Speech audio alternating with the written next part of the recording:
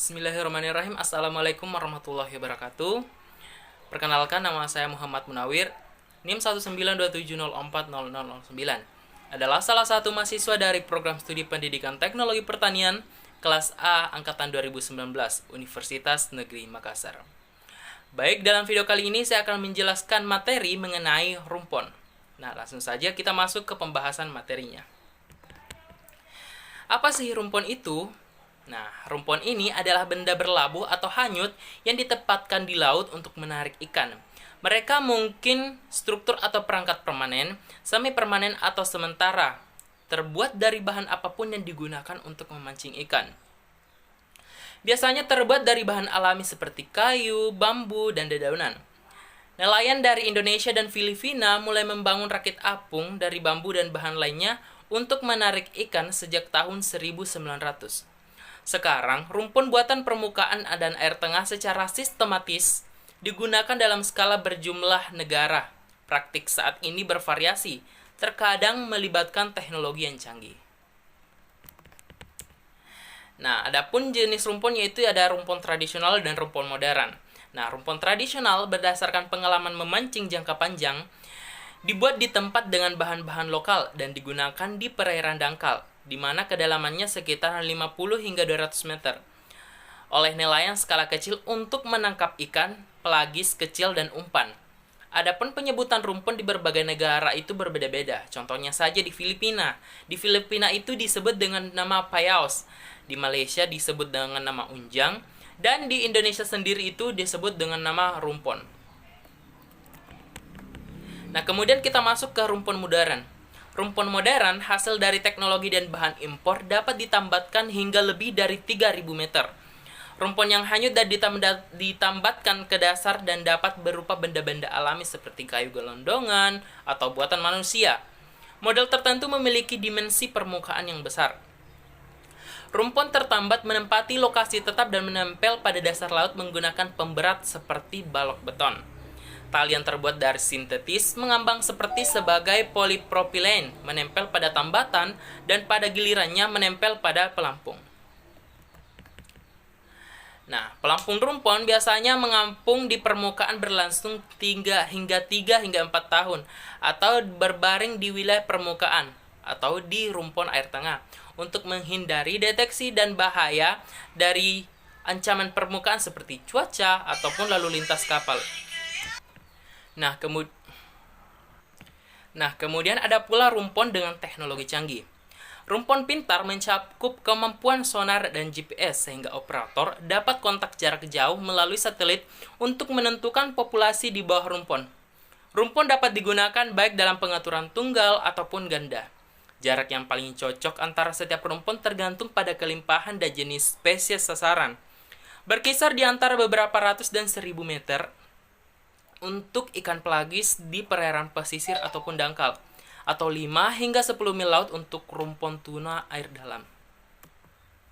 Kemudian, mengapakah ikan berkumpul pada rumpun? Nah, tentu ini menjadi pertanyaan mendasar bagi kita. Apa sih alasan tertentu mengapa ikan dapat ingin berkumpul di rumpun tersebut? Nah, alasannya karena ikan terpesona dengan benda-benda mengambang. Mereka berkumpul dalam jumlah yang cukup banyak di sekitar objek seperti flotsam, hanyut, rakit, ubur-ubur, dan rumput laut terapung. Objek tampaknya memberikan stimulus visual dalam kekosongan optik dan menawarkan beberapa perlindungan untuk ikan remaja dari predator.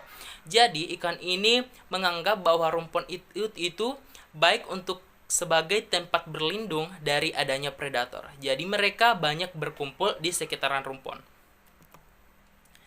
Kemudian, FED artisanal lebih kecil dan digunakan oleh nelayan subsisten, artisanal, dan rekreasi. Ini sebagian besar berlabuh lepas pantai atau dekat pantai dan di laguna, dan mungkin di permukaan atau di bawah permukaan. Kemudian selanjutnya itu setelah rumpun artisanal ada juga disebut dengan rumpun industri, di mana rumpun industri ini sangat besar struktur dan mungkin hanyut atau berlabuh. Nelayan menggunakan jenis pursesein, longline atau pole and line penangkapan ikan dan melayani perusahaan perikanan dalam mendukung kapal skala industri. Rumpun industri meningkatkan tingkat tangkapan dari kapal Pursesein dan Pole and Line yang menargetkan gerombolan besar ikan tuna. Ini biasanya rakit hanyut dengan suara elektronik, jadi perahu nelayan dapat menemukan rumpon. Dan terkadang peralatan sonar itu menunjukkan jumlah ikan di bawahnya. Pelampung berlabuh juga digunakan. Rumpon memainkan peran ekonomi yang penting untuk armada penangkapan ikan industri, dan penggunaannya telah meningkat pesat dalam beberapa tahun terakhir. Nah, kemudian ada pula keuntungan dari rumpon artisanal ini. Yang pertama, ketahanan pangan, kemudian efisiensi kapal, pengelolaan sumber daya pesisir, adaptasi perubahan iklim, pariwisata, dan juga keamanan laut. Selanjutnya, di balik adanya keuntungan dari rumpon artisanal, maka ada pula kekurangan rumpon artisanal itu sendiri. Yang pertama, umur atau jangka penggunaan pendek, konflik antar nelayan pengguna rumpon, dan ketiga, keterbatasan anggaran. Nah, itulah tadi kelebihan dan kekurangan dari rumpon artisanal. Kemudian kita beralih ke rumpon industri. Apa sih kelebihannya? Nah, kelebihan dari rumpon industri itu ada ketahanan pangan, efisiensi, pembangunan dalam negeri, dan distribusi usaha dan izin pendapatan. Selain dari kelebihannya juga memiliki kekurangan, yakni pertama, peningkatan tangkapan tuna mata besar meski tidak tepat sasaran. Nah, ini menjadi persoalan. Kemudian kedua, menangkap tuna berukuran kecil. Ini juga bermasalah sehingga digolongkan menjadi kekurangan dari rumpon industri. Kemudian yang ketiga, hasil tangkapan sampingan, di mana tangkapan sampingannya bisa berupa hiu sutra dan penyu. Nah, adapun kelebihan dan kekurangan tadi dari penggunaan rumpon menimbulkan beberapa efek, yakni penggunaan rumpon oleh kapal Pursesein telah mengalami penurunan, meningkatnya kritik atas dampaknya terhadap stok tuna dan potensi ancamannya terhadap keanekaragaman hayati, khususnya penangkapan hiu dan biota laut lainnya. Tuna tropis menunjukkan kecenderungan perilaku alami untuk berkumpul di sekitar benda terapung, dan nelayan memanfaatkannya perilaku ini dengan menggunakan rumpon. Kemajuan teknologi dan dalam desain rumpon telah meningkatkan efisiensi. Penangkapan rumpon telah berkontribusi pada peningkatan tangkapan tuna, terutama cakalang dan tuna sirip kuning.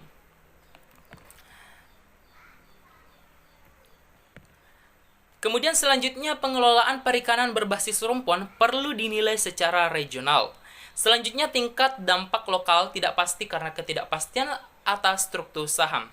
Secara umum, rumpon pada dasarnya tidak buruk. Namun, benda-benda mengambang ini membutuhkan perhatian tambahan dari komunitas ilmiah dan nelayan. Jika digunakan dengan benar, rumpon dapat mengurangi bahan bakar, biaya, dan jejak karbon tanpa membahayakan ekosistem, atau sekaligus kelangsungan hidup spesies target. Dan seperti semua metode penangkapan ikan, rumpon perlu dipantau dan dikelola. Nah, itulah tadi penjelasan saya mengenai seputar rumpon, yakni alat penangkapan ikan, di mana rumpon ini adalah sebuah benda-benda mengapung yang dimana menarik perhatian ikan untuk berkumpul di sekitaran rumpon tersebut, sehingga nelayan bisa lebih mudah menangkap ikan dalam jumlah yang lebih banyak. Namun di sisi lain, dengan adanya kemudahan dalam menangkap ikan menggunakan rumpon, itu tentu memberikan kelebihan-kelebihan tertentu, tetapi juga memberikan kekurangan atau dampak yang tidak terlalu bagus untuk laut. Jadi itulah tadi penjelasan saya seputar rumpon. Nah, jika ada kekurangan atau hal-hal yang masih kurang dimengerti atau hal yang salah yang saya sampaikan, mohon maaf sebanyak-banyaknya karena saya hanyalah manusia biasa yang tidak akan pernah luput dari yang namanya kesalahan. Sekian dan terima kasih. Wassalamualaikum warahmatullahi wabarakatuh.